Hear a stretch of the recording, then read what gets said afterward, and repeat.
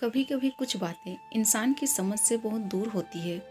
ऐसे ही बिल्कुल समझ से बाहर थी रानी चित्रा। रानी चित्रा किसी चमत्कार से कम नहीं थी। कारण था रानी की सुंदरता। कहते थे रानी ने उम्र को बंदी बना लिया है। रानी 100 वर्ष की हो गई थी, लेकिन अभी भी 25 वर्ष की भांति जवान और खूबसूरत थी। विश्वास के परे था, इसलिए तो लोग चमत्कार कहते थे। रानी एक विशाल साम्राज्य की रानी थी। कहना था कि उसे अमरता का वरदान है। समय समय पर कई तरह के कायस रानी के लिए लगाए जाते थे। मानना था कि रानी के पास ऐसी कोई शक्ति है जिससे वो अभी तक युवा अवस्था में ही है। रहस्यमयी होने के कारण रानी का सम्मान और उससे डरना स्वाभाविक था। रानी की आभा देखती ही बनती थी। भरी सभा में जब वो आती थी तब उसकी सुंदरता को देख लोग आश्चर्य से भर जाते थे। एक विशाल सिंहासन पर वो बैठती थी और स्वर्ण जड़ित वस्त्र, रानी के जूड़े में विशेष गुलाब होते थे। लोगों का मानना था कि वो गुलाब भी नहीं मुरझाते हैं।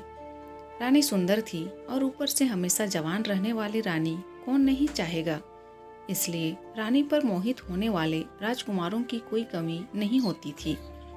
लेकिन रानी के यह रहस्य ही नहीं, बल्कि एक रहस्य और था कि अब तक रानी कई बार विवाह कर चुकी है, लेकिन रानी के विवाह ज़्यादा नहीं टिकते। पहली रात के बाद ही रानी जिससे भी विवाह करती वो फिर नज़र नहीं आता। एक रहस्य से भरी रानी और रानी की इतनी रहस्यमयी बातें पता होने के बाद भी रानी के ऊपर मिटने वालों की कमी नहीं थी। एक अजीब सम्मोहन था जो सबको उसकी ओर खींचता था। जिज्ञासावश ही कई रानी का होना चाहते थे कि आखिर रानी के पास ऐसा क्या है जिससे वो 100 वर्ष बाद भी अभी तक ज्यों की त्यों बनी हुई है। पड़ोसी राज्य का एक युवा राजकुमार अब रानी पर मोहित हो गया। रानी को प्रस्ताव दिया कि वो उनसे विवाह करना चाहता है। बड़ा बहादुर था। कई दिनों के बाद उसने यह निर्णय किया था। रानी को मिलने वो सभा में आया। रानी ने कहा कि मुझसे विवाह क्यों करना चाहते। राजकुमार ने बोला, ना करने की एक वजह आप बता दीजिए। हमेशा युवा और इतने रहस्य, इसे मैं अपनाना चाहता हूँ। रानी ने कहा कि क्या तुम्हें पता है, बड़ी बड़ी बातें करने वाले मर्द पहली रात ही राजमहल छोड़कर भाग जाते हैं। राजकुमार बोला कि वो भागने वालों में से नहीं है। रानी बोली, हमने यह दावे पहले भी सुने हैं, लेकिन जिस आश्चर्य को देखने वो आते हैं उसे देखने के बाद किसी को दिखाई नहीं देते हैं। कई दिनों तक रानी ने उसे समझाने की कोशिश की, लेकिन राजकुमार अडिग रहा। रानी ने कहा कि हमने तुम्हें बहुत समझा दिया, अब तुम्हारे साथ जो भी होगा उसके लिए तुम स्वयं जिम्मेदार होंगे। रानी का विवाह एक बार फिर होना तय हुआ। राज्य में फिर से चर्चा का विषय बन गया। सभी लोगों का मानना था कि पिछलों की तरह यह राजकुमार भी एक रात के बाद अदृश्य हो जाएगा। रानी के चेहरे पर एक अभिमान वाली मुस्कान थी। सारे राज्य को सजाया गया और रानी का विवाह उस राजकुमार के साथ संपन्न हुआ। बस अब था उस रात का समय जिस रात में कई रहस्य हैं। जिस रात के बाद रानी को कोई राजकुमार फिर दिखाई नहीं देता था। रानी और राजकुमार की सुहागरात के लिए रानी का कक्ष विशेष रूप से सजाया गया। राजकुमार रानी के कक्ष में आया। उसे एक अजीब चीजें नजर आई। उसे कक्ष के भीतर एक पिंजरा दिखाई दिया जिसका दरवाजा खुला था। रानी बिस्तर पर बैठी थी। राजकुमार पहले से ही सतर्क था। उसे पता था कि रानी के कक्ष में कुछ भी हो सकता है, इसलिए उसे जागे रहना है। रानी ने कहा, इतने भयभीत क्यों हो? आज हमारी सुहाग रात है। रानी खड़ी होकर राजकुमार के पास आ गई। रानी उसे पिंजरे के मुंह के पास ले गई। रानी ने अब राजकुमार की आंखों में देखना शुरू किया। राजकुमार रानी की सुंदरता पर मोहित हो गया।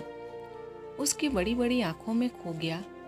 राजकुमार ने रानी के बाल खोलना चाहे, उसके जूड़े को हाथ लगाया और उसमें लगे गुलाब के फूलों को निकालना चाहा।